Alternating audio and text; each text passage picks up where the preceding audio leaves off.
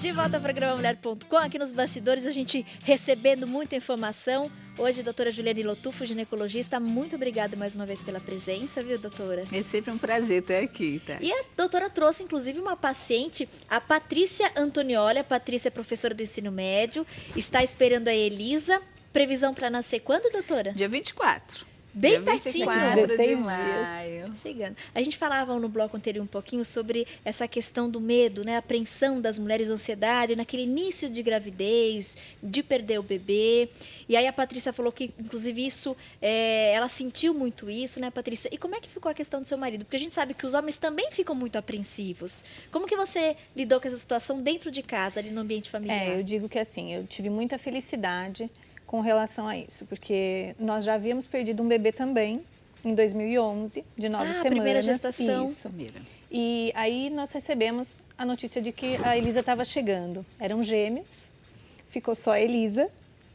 Então, assim, foi um comecinho de gravidez bem tumultuado, mas meu marido é aquele assim, tá até aí hoje, é aquele que tá todo momento do meu lado, não falha uma consulta, né, doutora? Todas as consultas ele é Fiel. fiel Então, assim, demais. ela foi uma filha muito desejada e ele um marido extremamente participativo. E cuidadoso, viu? Muito. Importante, Quando a né? Paty faz coisa errada, ele entrega. Fofoqueiro, mas assim, até na alimentação. Então é aquele assim, a doutora prescreve, ele cobra, ele é aquele que, você não está com vontade de fazer, então eu vou lá e faço. O importante é você estar comendo o que a doutora pediu. Fica em cima Então, da alimentação dela. Eu fui muito feliz nisso. Você participou de algum grupo, esses cursos de apoio para auxiliar nesses momentos? Então, Paty? além de eu ter a presença constante da doutora, na própria clínica dela, ela deu um curso, né, doutora, uma palestra para algumas de gestantes. Muito esclarecedor, muito importante. E eu acho que assim, aquilo que a gente vem falando, né, você tem que confiar no seu profissional, porque eu entreguei na mão dela o que eu queria, que era o meu sonho. Então, eu descansei.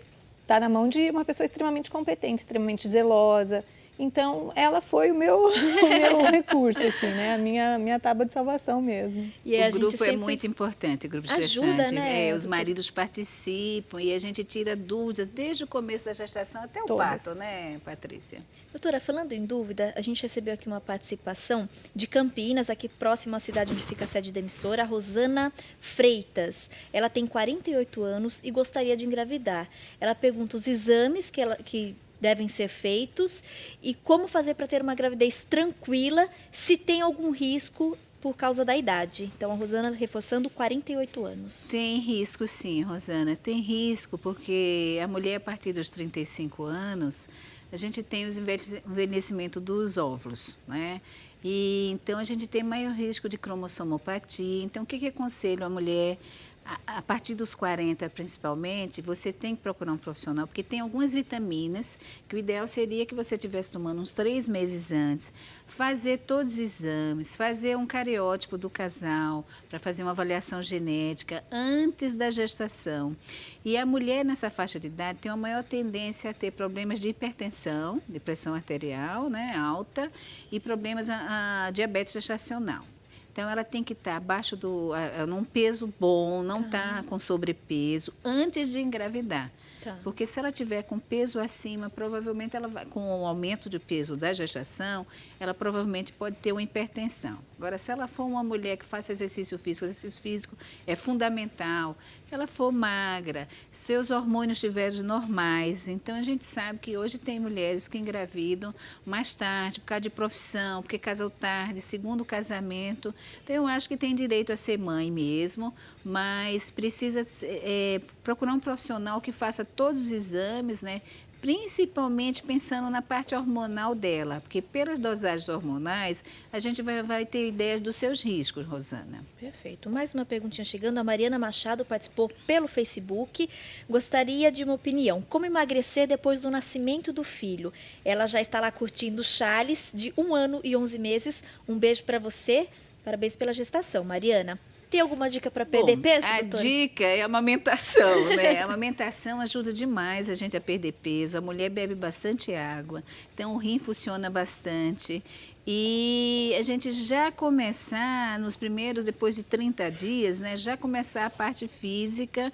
Com 60 dias a gente já... Com 30 dias a gente libera para as caminhadas, 60 dias para a ginástica, com 90 dias que já tudo cicatrizado, dependendo do tipo de parto, ela já pode fazer uma musculação, mas a alimentação cada 3 horas é fundamental. Não exagerar em molho, não exagerar em pão, né?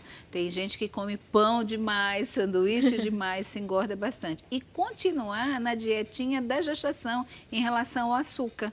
Em relação ao doce, né? Ao Você doce. comentou. Porque se ela começar a comer doce, ela vai continuar engordando. Interfere na qualidade do leite, doutora, ou não? É só a questão do peso Não, é mais mesmo? a questão do peso mesmo, né? O leite, a gente pede para a pessoa tomar bastante líquido, por quê? Porque ela está perdendo líquido a hora que ela está amamentando, o neném está sugando, está saindo líquido, então ela tem que repor esse líquido. Falando em leite, a Beth Alcântara participou aqui pelo Face também. Qual a alimentação ideal para quem está amamentando? Tenho muita vontade de comer doce. O que causa a qualidade do leite ou má qualidade do leite? E o que ela pode fazer para diminuir a vontade de comer o doce? No leite, o que a gente tem medo é assim, se o neném está sugando, tem algumas coisas que pode passar. Então, ela tem que ter muito cuidado com o remédio. Tá. Não é qualquer medicação que ela pode tomar, só com orientação médica, porque às vezes você está tomando alguma coisa que vai passar através do leite para o neném. A gente tem medo de infecções, porque tem algumas infecções, um problema viral, bacteriano, pode passar através do leite.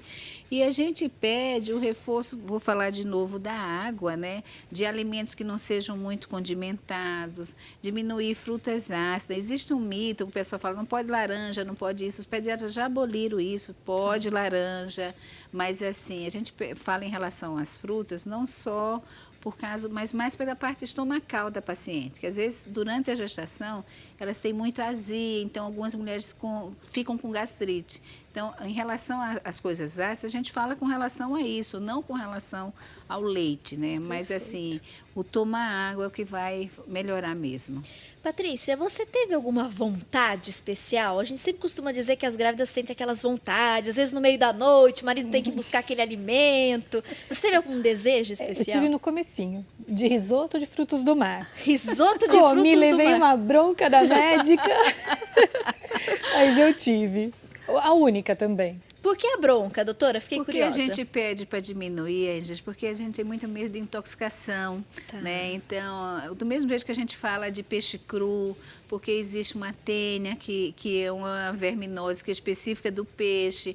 Então, tudo que vem do mar nesse período, né? Comer fora de casa, só se for uma coisa muito confiável, porque eu tenho muito caso de infecções intestinais por frutos do mar, na gestante, né? Então, eu já tinha avisado a ela que ia evitar. E aí teve desejo, não teve E jeito. aí Pois é, teve desejo, E ela eu tive comeu e passou a intoxicação. mal. Ela teve uma intoxicação.